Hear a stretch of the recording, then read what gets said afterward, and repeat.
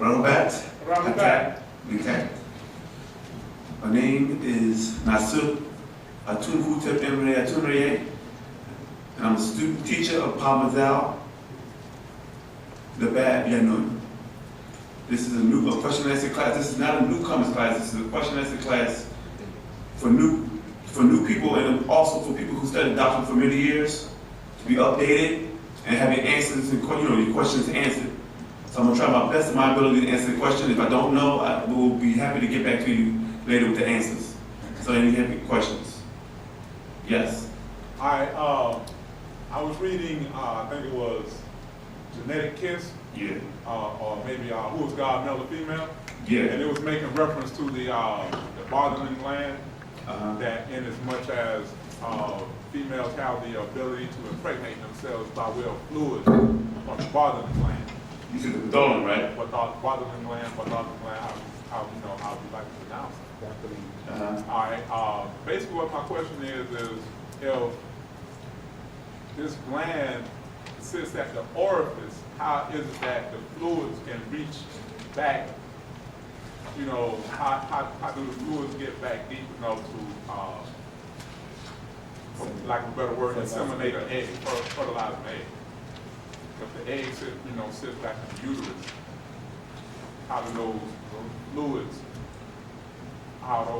able to get back all the way up the canal, the birth canal, all the way to the fertilizing egg?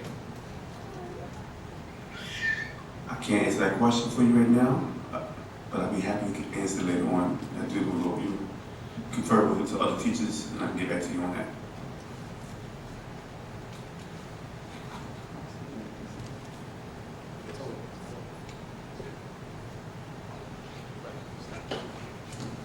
Any other questions? Yeah. What's the difference between the knee stones and the mafuzet? Is there a relation towards that, or is that separate? Okay. No, it's separate. The meat stones was something that Partner back then been teaching for years. We never understood what it meant back then because we was in the schools of Islam, Christianity, and Judaism. But Papa always talked about it. When I was younger, I remember the master teacher said the high priest of the Levites would have a thing going around their chest called a me, right? And we never understood what he mean by, what do you mean by me? But in the religious world, it's known as the breastplate, or the 12 stones of the Israelites. So Pop said that in ancient times, this concept of these stones was something that these Israelites wore to protect them from the radiation that was coming from the Ark of the Covenant. Because the Ark of the Covenant was the ancient cell phone back then on how to communicate from you to God.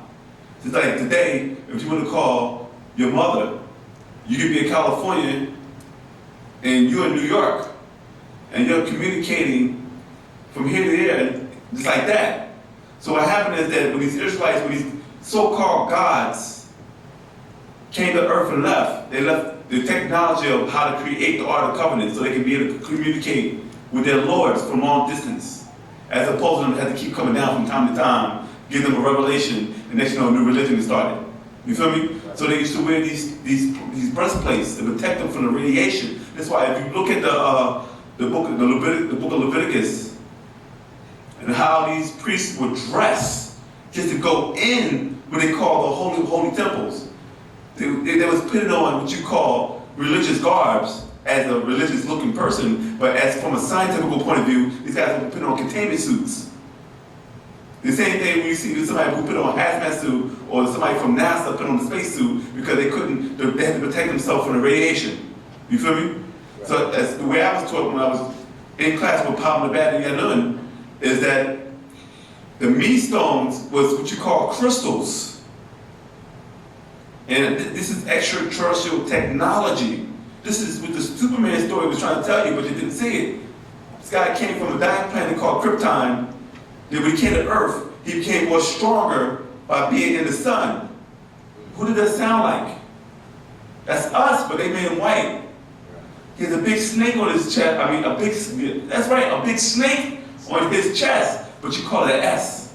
But if you look at the symbol for the S in ancient languages, the origin of the S, it actually comes from the word zeta, which is symbolic of what? A snake. Snake, yeah. So the snake symbol was actually where the S came from anyway.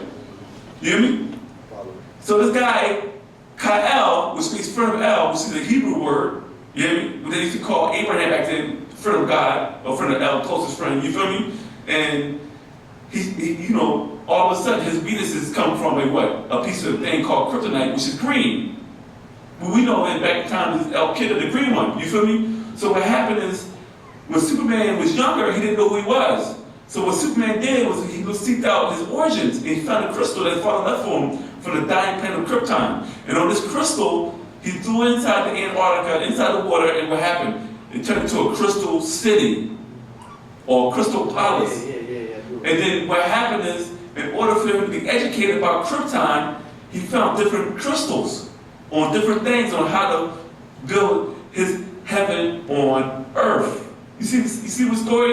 You know, the Superman story that is really the thing he was. So every time he wanted to learn something, he took a crystal, put it inside, and read off the crystal. Now today, if I talk about a crystal, people said, you're crazy. I said, okay, you have a thing called an iPod, right? It stores pictures, movies, and music. Right. And it also gets you onto the internet, right? An iPod Touch, right? Now, in order for you to transfer pictures, movies, and music onto the iPod, you have to plug it up into a what? USB plug and plug it into your computer. So now you're taking images, movies, and music, and you're transferring through electrical impulses that's going through the wires into this iPod to store it onto what? A microchip Yeah. that you call hard drive. You know, hard drive, right? And this microchip is made of what? Silicone. If you read a book called DNA Molecules, DNA Frequencies, it breaks down what the meat stone really is. It breaks down about the quartz crystal. This is why in America, in California, they have a manufacturing place called Silicon Valley, where they make all the silicone, all the crystals, because your quartz crystals are made up of silicone, or they call it silicon converter. Because in ancient, you don't think about the quartz crystal inside the DNA tone vibration and frequency book, it breaks down how there's empty space inside of the quartz crystal. And you can track light energy into inside this empty space inside the crystal. So what you call light energy is the same thing as the energy that comes from being transferred from your laptop or desktop into the iPod by light energy being transferred in to store pictures, movies, and music. Same way that I'm talking to you right now, this is a form of energy. Sounds is a form of light that vibrates at such a higher frequency that sound is produced. This is a book that my master teacher wrote back years ago called From the Law to Man and Science of Healing, where he breaks down about the octones of light and how light vibrates on different frequencies. And when it goes to higher frequencies, it starts producing things called, sounds start producing light and certain other things, you know what I'm saying, the more higher you go on the frequencies, you feel me?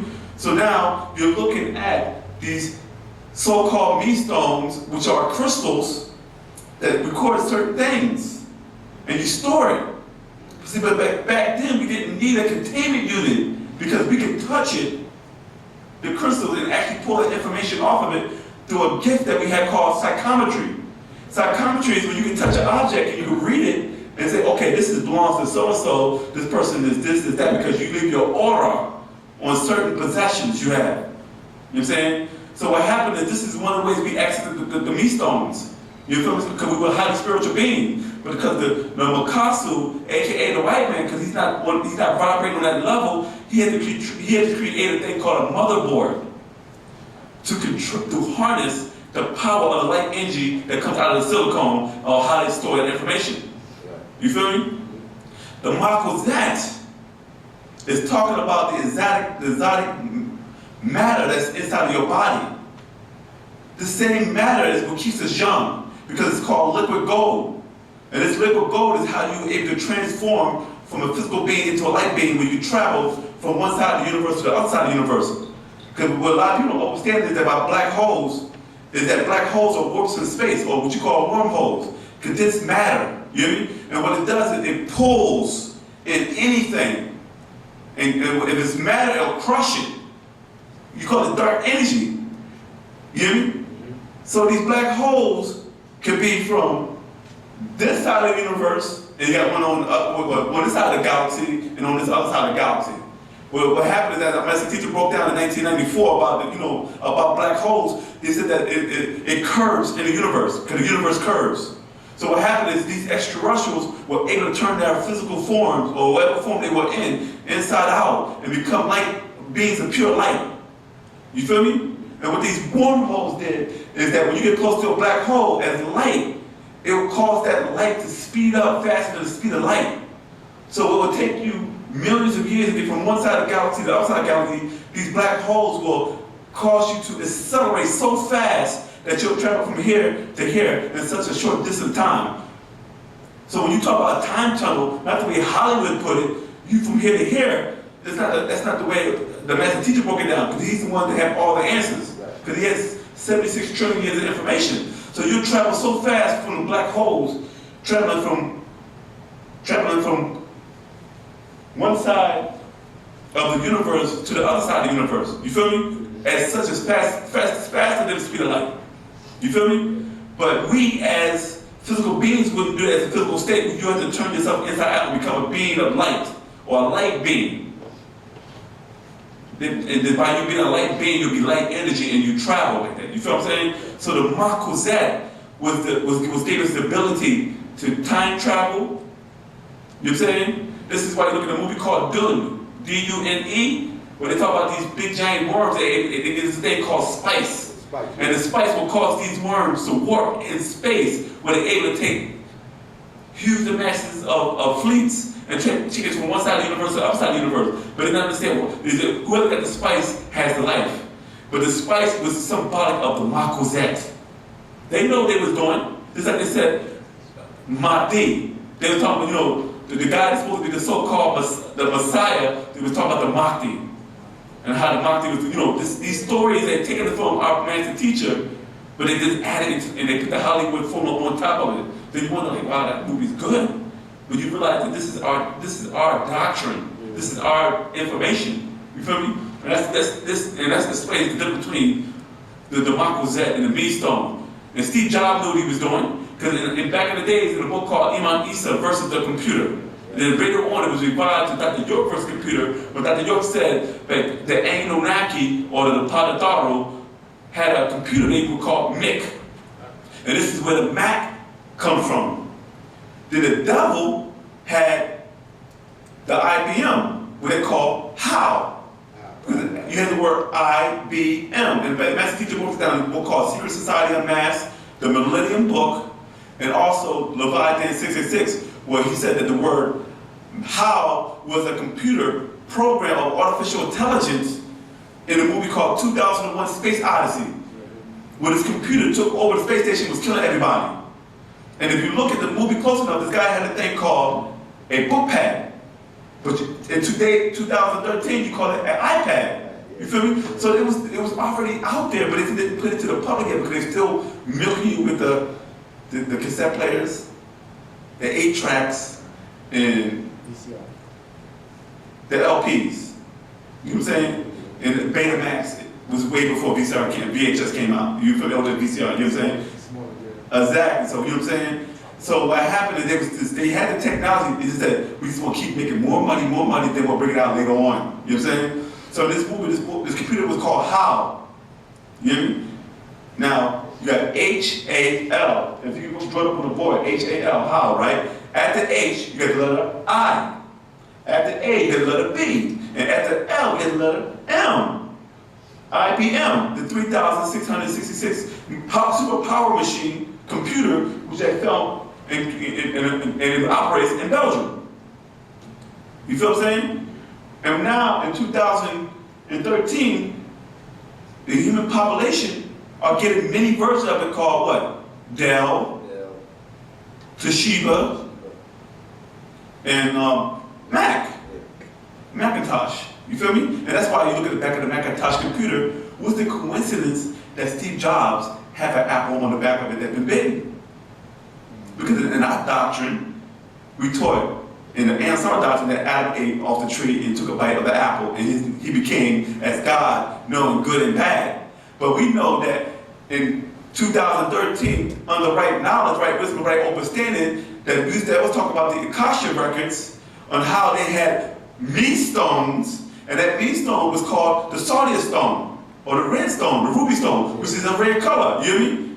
Apples are red. And what happened is they read off of this tablet or this meat stone, like, oh, let me just look at this meat stone. Oh, this is a porno. Oh, this is how you have sex. It's like you watching a porno 2,000 years ago and say, I don't know what to do, but by watching that, I know what to do. Because this was that stone was for how to show you how to have sex. You feel me? And when they read off of this stone, they knew that they were naked. You hear me? But it was a portion taken off from that stone, and it ended up, according to the old doctrine, and in the schools of religion, it's supposed to end up on this ring of Solomon. And that ring that he had is what he used to control the jinn, well, you know, in the Islamic faith, as disagreeable spirits or physical devils. You feel me? Yeah. That what you was talking about, I used to talk to these Arabian guys, they used to always talk about red mercury. Yeah. They said that was, that kind of sounds like what you're talking about as far as like the meat stone. Yeah. Mm-hmm. They say that this red mercury that they had, you can only find it in the Middle East. Yeah. It's a highly precious stone, whatever they say. Mm-hmm. Because that's what they would say. We talk about these Arabs. Yeah, these Arabs. Yeah, they would say. Let me break something down to you.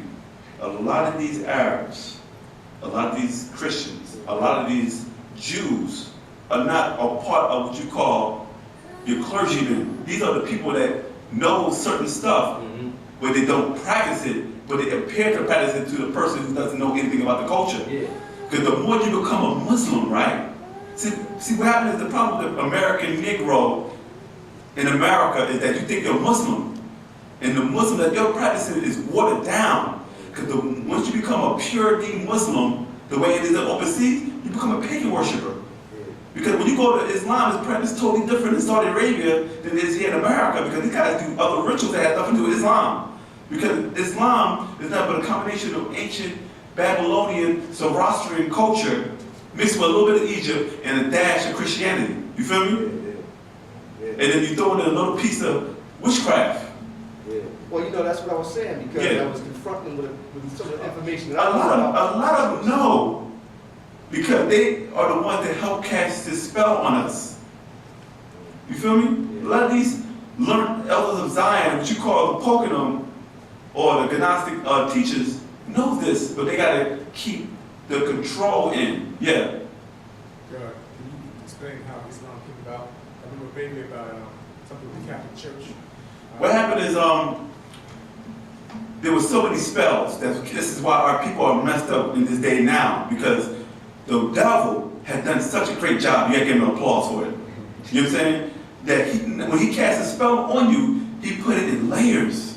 So once you feel like, oh, I broke this spell, you're still under the spell. Because think about this, look how we act. You say you're black.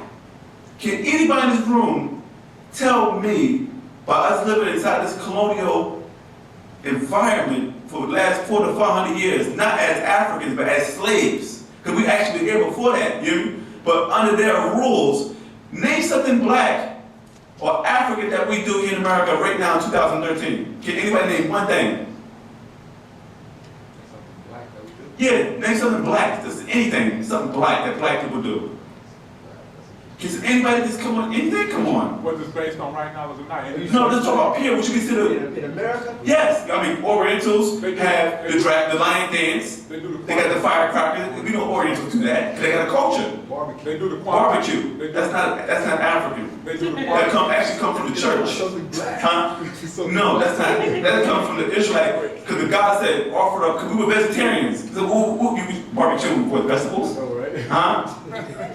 Because like our master teacher said a couple updates back ago, he said that if you look at ancient Egypt, if you can do research, right, and look at the mummies that they have found in Egypt, none of them have incisors.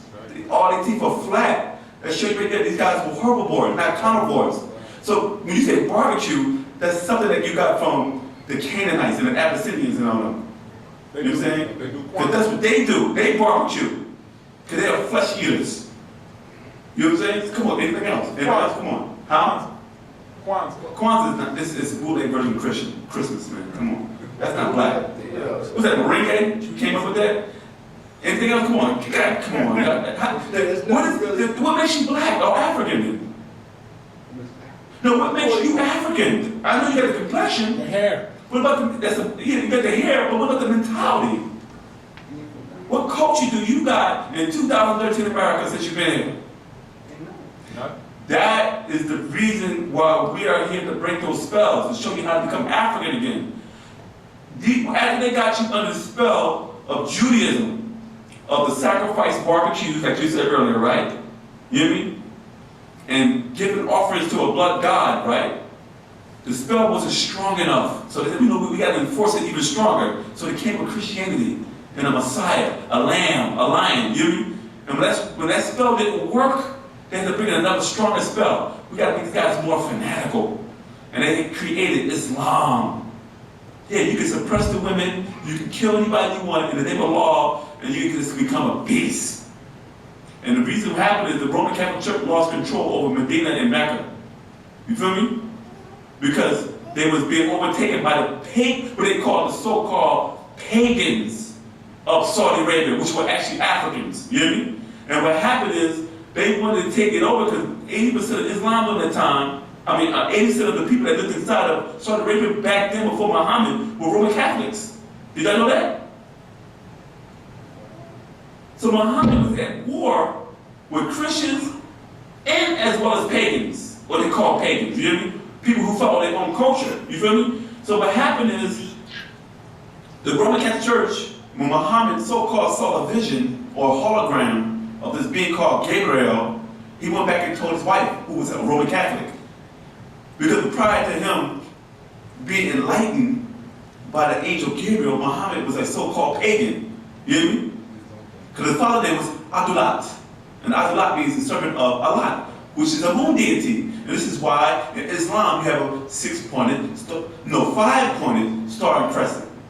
You know what I'm saying? Nobody in Islam knows, why do you have a star and crescent on your flag? Because it came from Allah, which is a Saudi Arabian pagan god that came by way of the Hindus and pieces of ancient Egypt, of El-Uzza, which is symbolic of Isis. You feel me? So the whole thing is that after Muhammad went to his wife and told him, she came and referred him to her uncle, Waraka, who was also a Roman Catholic.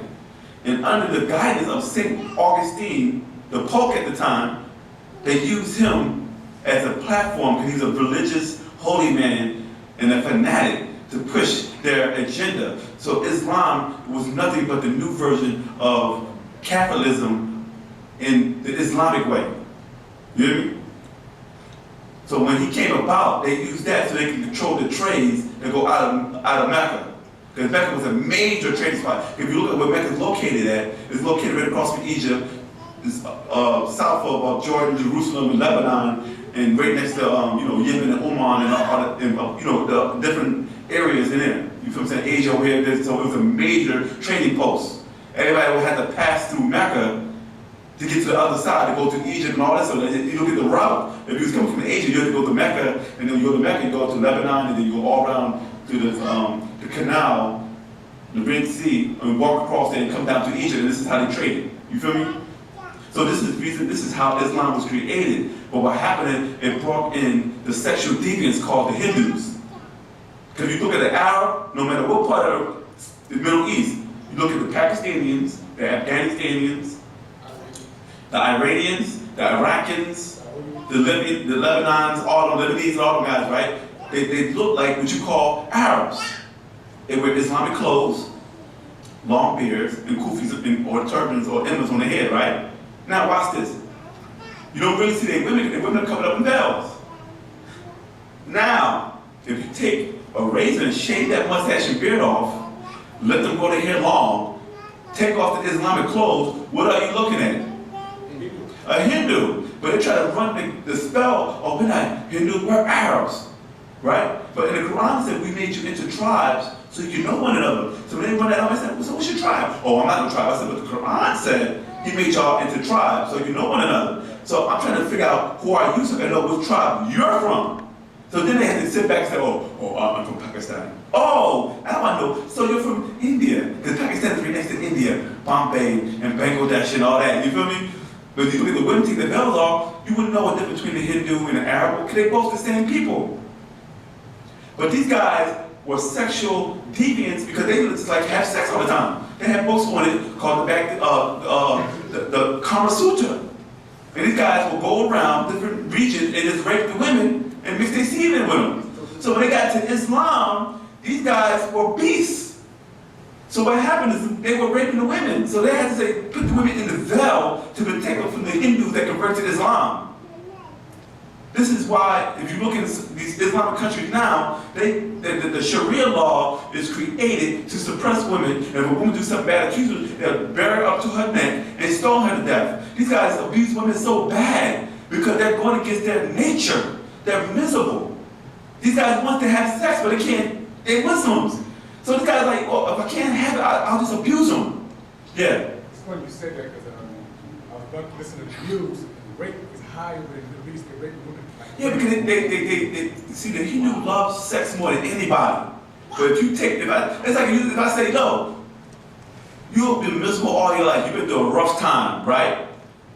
You've been beat up, you've been stabbed, you've been robbed. And you're like, dang, man, you know what? My whole life is in shambles. I'm not happy. Then you want to pass the Haagen-Dazs shop one day. And you're like, I'm just going here, man, give me something to eat, man, because my life is just in ruins. And he said, let me get a pineapple, whatever, almond, butter pecan almond. And you eat it. And you're like, whoa. And you just like, the taste, this overwhelms you. And you're like, oh, dude, I feel much better. And every time you feel depressed or feel down, you go to the Haagen-Dazs shop and say, you know what, let me get some ice cream. You know what I mean? I'll feel better with some ice cream. Then next you know, a year later, you become a Muslim. And they say, hey, you can't eat Haagen-Dazs. It's haram to eat Haagen-Dazs in Islam. You know what I mean? And you be like, damn. So you try to, you know what, because you want to be a Muslim bad. So you sacrifice that. But in your mind, when things go bad for you, you're like, the only thing you know will get you over that hump with that Haagen-Dazs. But now, in Islam, you can't eat it. So what happens? You become even more miserable. Then you become a fanatic. Because you can't be happy no more, nobody else can be happy. And this is why these holy rollers, it's not just Islam, it's in Christianity and Judaism too. You're fanatic, because they are miserable. Because they want to do stuff that you do. Why you do this, that? He's sinning. But they want to do it. But they such a hypocrite, because they want to be looked upon as, oh, you're a hypocrite. They want to just take it out on you and go to the extreme. And this is what fanaticism talk about. So now the Muslims are so miserable, the Indo-Arab Muslims are so miserable that they abuse a woman. Treat her like trash. And guess what happens? The African who is loving and respecting the African woman becomes a Muslim, and guess what you do? You walk behind me 5 paces. No, you got to eat that veil over your head. Nah, you can't pray in front of me. You got to go back to the mosque. You can't talk. I don't care if I'm right or wrong. You don't question me. Nigga, you spend all that money on video games. You about to get evicted. I don't care. You don't question me. I'm the man of this house. This is what Islam does. And here's the sad part about it. You can be a bum and have a bum mentality. You can be a very unattractive man, smelly, don't know how to dress. And guess what? Because he knows his surahs and his ayats of the Quran. You know what I'm saying? He speaks fluent Arabic. You know what I mean? All of them say, oh, I like him. And get with this guy and realize he's a piece of monkey crap. And next you know, she got 5 or 8 kids by this sucker. Only because of religion, she got one of them because he spoke good Arabic, he was a good Muslim, he prayed 5 times a day. But as a human being, he's horrible. And then now you got children by this guy, and every time he gets you pregnant, he gets another wife. So now he was the first wife, now you got 8 or 9 wives with him, and he don't have to treat none of them equally. He just dogs them. Like, dude, you're bringing, we can't afford it. I can't afford these babies. You're not making no money. You're sitting home all day. And then you want me to be a loyal Muslim woman, but you keep getting all these women, and they're not bringing nothing to the table. She's an airhead. She don't know how to cook and clean because you want to have sex with her. You go bring a part of your family, and you keep doing this each month. The guys walking around with 5 or 6 mates, and none of these women have no type of skills to take care of anything. You feel me? This is what Islam breeds. It breeds ignorance. And the woman is being destroyed by it. And the next know that after 55, being in Islam for 20-something years, she's bitter and mad. Like, yo, I wasted my whole life trying to be a devout Muslim, and this guy is treating me like trash. I was better off in Christianity. And then sometimes they really go back to being Christians. You can keep Muhammad, you can take a law, you can, whatever you do, eat this pork and I'm gonna worship Jesus. Because y'all niggas is off the chain. See, Christianity does the same thing too, but it's smooth with it. You feel me? They're like, hey, it's about the black woman, yeah, you good, yeah. You know, they're going to date and they go out and God do everything in his power to make sure that you're happy, he buys you this, buys you that. He buys you clothes, he buys for pay for the movies, pay for the restaurant. But as soon as you become his woman, nah, you gotta stay home, you can't go out anymore. Or you can't go to the club. Because remember, you gotta submit to your husband. So they going smooth with it. Now you can't do that. Oh, you can't wear that anymore. You know, that's going against the Lord. So then you're being suppressed in a nice way. This guy's a barbarian, this guy's smooth with it. Then you realize, damn, this nigga's sucking me too. And then you realize some women are like, I don't accept religion, I'm just into spirituality. And then you went to the conscious pimps. And that's another thing, you feel me? So that's how Islam comes about. Yeah. What kind of, what would a relationship like? You know, how are we supposed to be in relationships?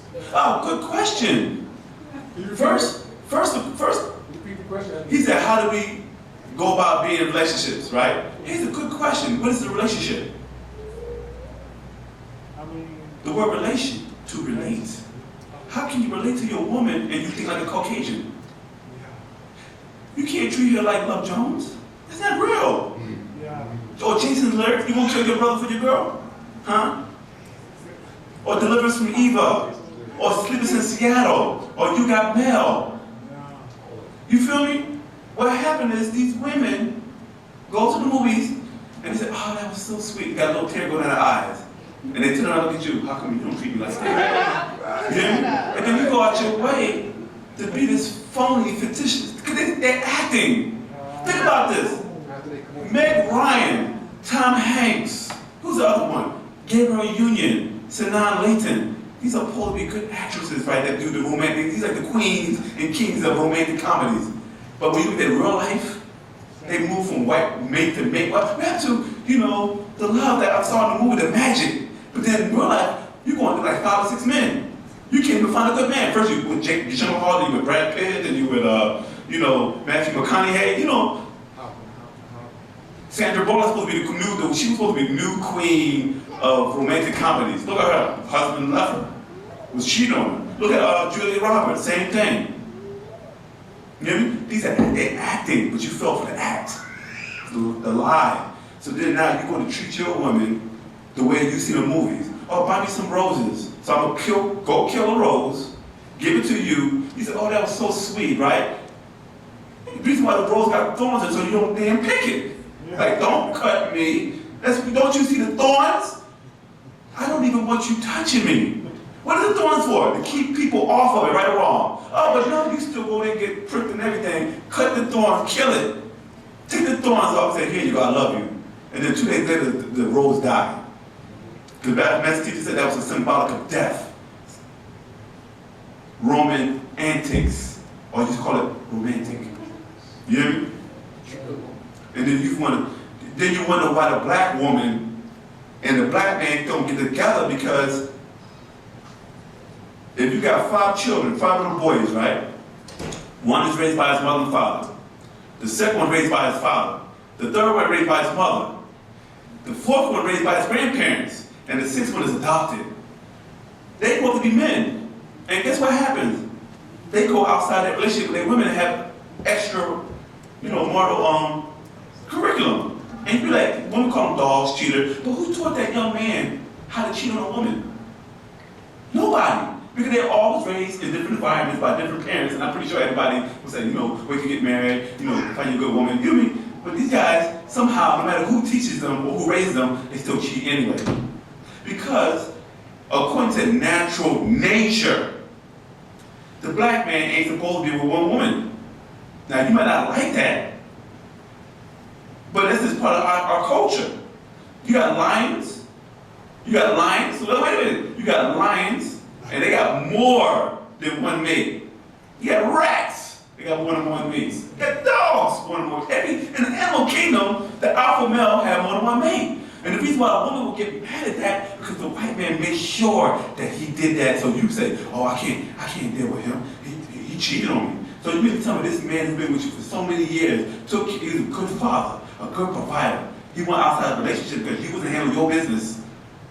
Because you thought love was the only thing that's going to keep him. You know what I'm saying? And then he went outside the relationship. You're like, oh, I'm getting rid of him. And now you're walking around miserable, and somebody else got your man and they enjoying the life. He got to find himself a new wife and got a new family while you sitting in miserable because he made a so-called mistake. But the reason why the black man is making a mistake, because the black man is not thinking like a black man. He's thinking like a white man. And the white man teach you monotony. You hear me? Because watch this, in Africa, they have more than one husband. More than one wife. You hear me? But you don't see them fighting and trying to kill people over some women because they're all thinking like this guy, like, he got his hands full. And they know each other. But you prefer for him to speak behind your back with some heifer that you don't even know, who might give you something, or take money from you that he's supposed to give to you, or attention and time that he's supposed to give to you, he gives to somebody else, because you want to like, nah, it's all about me, love me. See, love is different to an African than it is to a Caucasian. Because you got to think about this, you're still thinking like them. The reason why they got to keep you in a monotonous situation is because we reproduce quicker than they do. They have a hard time reproducing because they have less salt in their bodies. But we reproduce like that, and we love to have sex. We have stronger sex drives. You know what I'm saying? But back then, the woman wasn't just for sex. It was an empire. They sold, they cooked, they made this, they made that. Everybody worked together. It wasn't. Think about this. How can an African walk down the streets of North America and see a woman with cleavage or a thong on, and he goes, hey, crazy, like, oh, I need to get that, right? Oh, we should pull it down a little more, or open up a little. If he wants to see her body, oh, she got a big butt. You hear me? Oh, she got some nice legs. Oh, she got some nice breasts. You got to be going crazy on the street, right? But when you go to Africa, they're butt naked. Women got breasts out, butt out, everything. Men swinging and everything, and nobody's lusting. You hear me? They're not saying, oh, let me see that. They're just walking around like everything is normal. Because they have a different type of mentality. They don't lust like it is in America. You gotta look at it like this. The way they got things going, this is all planned. You go to a natural environment, everybody walking around like you're the only one looking crazy, like, ooh, because you got that mentality of a Caucasian now. Right. In Africa, taking pictures of naked African, like, oh, I see that, and just taking pictures of that, wait. And that, the Africans, they finally caught on to them, you can't take pictures, because y'all are lusting over our women. They didn't realize what these tourists were doing. These tourists were taking pictures of these naked African women with high 180 IQ, because that's the culture. They were not stupid, but they didn't realize it was a problem to them to see a woman naked, because this is normal for them. But when they come in and take pictures, well, I got all these nice pictures of all these African bullets, man, everything. And they have galleries and stuff of African women. You go online, you see it, Caucasian, all Africans taking pictures with African women butt naked. They lusted, and when they realized what they were doing, they start telling them, you can't take no pictures over here of women because you have a sick mind. We got a sick mind. Because you're thinking, oh, this is my man. What makes them yours? Do you own them? Now your children are yours until they get older and start to break off of you. But what makes your man your man? What makes your woman your woman? Because you didn't do anything she liked, she wouldn't love you. If you didn't talk the way you like to talk to her, caress her the way she wouldn't be caressed, do certain things for her, she wouldn't like you. She'd be like, hey, you change. You're the same thing I had before. You hear me? So this is the whole thing. We got to get out of this European mind. And it's harder for women because women are more emotional. But they're caught up in European emotions. You're not African. You're a black Caucasian with a Caucasian mentality. We've been in America far too long. We've been here 400 years. You're not African anymore, mentally wise. You may look the part, but you don't act the part. And with that, I'd like to pass it over to my brother. My cat, Atu Reyes.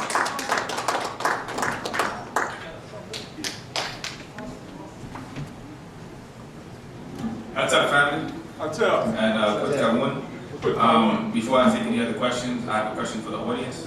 Anybody is good with the board? We're gonna go ahead and erase it as far as taking the notes down. Yes. Because that's one thing we're reincorporating into our study session as a team of teachers for our master teacher, Pt.1 Yanun, formerly known also as Dr. Malachi York. You know, this is his platform, and we are presenting a way to convey the information. So, you know, we always ask, when you all come for class, please bring a pen, a pad, and take notes, because this is not a sermon. This is a class.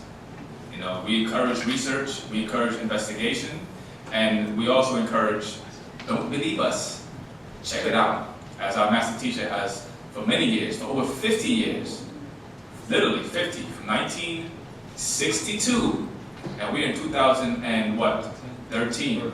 That's 50 years he's been teaching. So we're doing our best to make sure that takes place.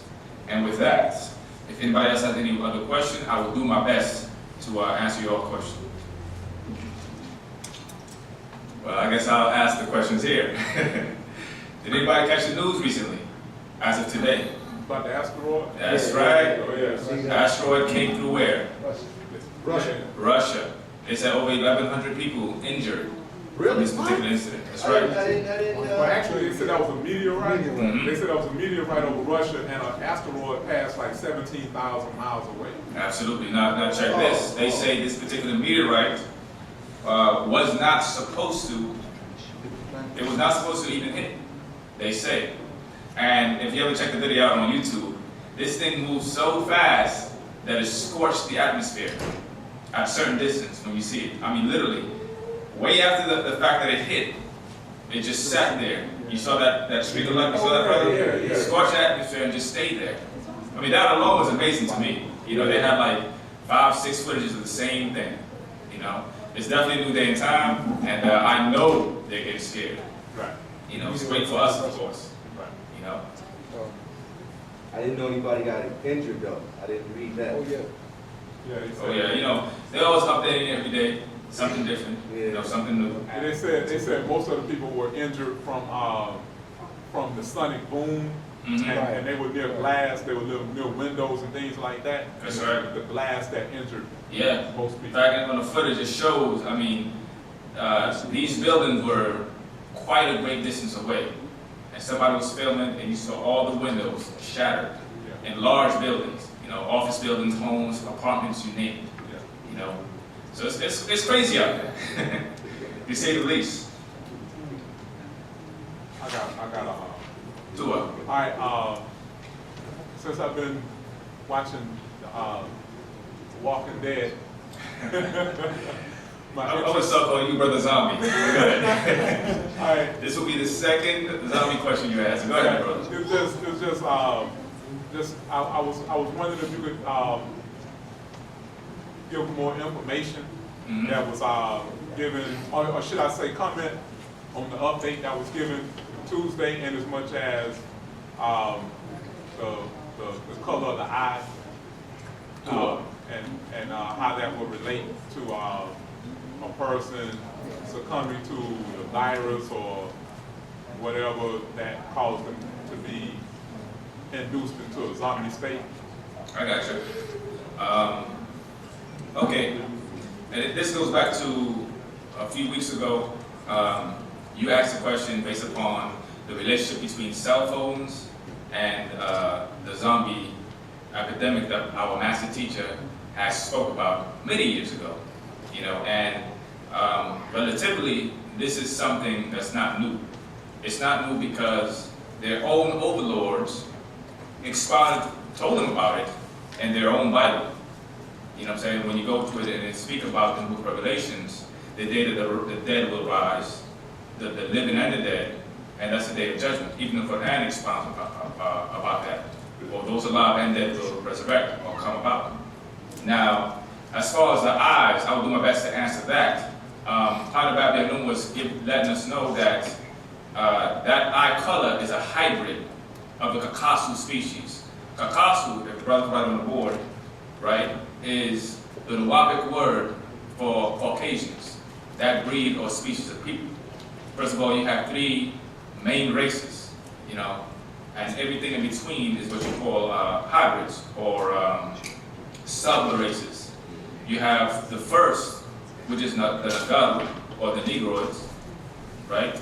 You have the second, which is Mungalu, which are the Mongoloid species, and you have the third or the last of the spectrum of light, the Kakasu, also known as the ghost man or the pale race, those who cannot live under the sun. You understand? And amongst them, the eye indication or the iris, which surrounds the pupil, it has a particular function. When you research about the eyes, it attracts a certain amount of lights into the eye to create a certain amount of energy or function within the body, right? The darker the iris is, the more light or photons it attracts. You know what I'm saying? To create that relationship, or as our master teacher put it, that photovoltaic, right? Between the sun and the eyes. Now, the ghost man, or the Binu man, also known as Kakasu, attracts the least amount of light. And we know that is a fact. Why? It's very evident. They can't stand under the sun. They get burned. You know what I'm saying? You have all forms of skin cancer that's been on the rise since their existence. They can't take it. And also, going back to the eyes, they can't attract a certain amount of light. And the color range in their eyes is green from light, very light brown, to green, right, to blue, and even lighter, to almost transparent. What Pt.1 Yanun expressed is that silver-eyed hybrid is something that was created, and they were implanted, right, for the right moment, where that tone or that frequency could be sounded to trigger a DNA explosion in them that will cause them to become what they are by nature, which is flesh and blood eaters. That's what they are. He also expressed to us the fact that their nature has been kept suppressed. This is why, and you know, we went over this before, they love their steak raw. They call it rare. But the story about it is, every time I think about that or hear about that, I have personal experience. Once upon a time, I worked in a hotel, and my job was what they call inundani. There was a guy that worked with me who was a Kakasu, very, very kind guy, very well-mannered, as you would say, right? Kindness doesn't mean that you're good. And this guy loved his steak raw, and I've never seen anything like that in my life. I mean, I used to sit there and watch this guy eat a burger raw with blood still on the plate. He like, man, Z, this is so good. I could just bite a cow right now and just eat it raw. And that shocked me. That was number one. Number two was, one of my jobs was answering the telephone. You know what I'm saying? They call it TSA, where you take calls. And I used to clock it. First, I didn't pay attention to it. Every time they ordered burgers, because burgers were very popular for some strange reason, right? I can tell the difference between a Nagaru, or black folks, and a Kakasu, just based upon their order, right? They want their steak raw, I mean really raw, or rare, or medium rare. And every time it was a Nubian, right? Oh yeah, medium rare, burger, and a Diet Coke. Always Kakasu. Nagaru, it was always, yes, I would like to get a burger or steak burger. I want it burnt. Literally. Like, you know, I want it burnt, well done. Like, I don't mean just regular well done, I want it burnt. I want it really burnt. And let me get a ginger ale. I said, okay, that's definitely a Nubian. And after that, I would go upstairs, knock on the door. Lo and behold, I was right every time. I can just sit down and write scores about that. But the fact is, he's warning us because right now, we are living amongst them. And we've been living amongst them for the last 400 years. You know what I'm saying? And they did such a well job of mixing in with us and reducing our mentality to theirs to the point where we think what they do is normal. Like eating flesh. You know, y'all seen the commercial. Y'all watch the commercials. Every time you turn on the television, they're always pushing some form of meat in your face. Mostly what? Beef, steak. Number one, America is a beef industry. That's right, beef, pork, exactly. But number two, they want you to eat like them, talk like them, speak like them. You know what I'm saying? Love their wealth, love what they are. And that is not our nature, not by far, you know? And it's easy to hide amongst people like us if you are able to take us and reduce us down to your mentality. I remember a long time ago, when I was younger, right, back in the 80s, they used to show all these movies about, you know, this crazy monkey in Africa. I forgot, this movie tripped me out. This movie was about, this all about this monkey in Africa. And of course, this monkey in Africa is somebody in a suit. And this white family came to Africa, and they're so civilized, and they came amongst these African people, and they always depict these African people drinking blood, right? Literally drinking blood, and yeah, this is good. And eating cows, you know what I'm saying, raw.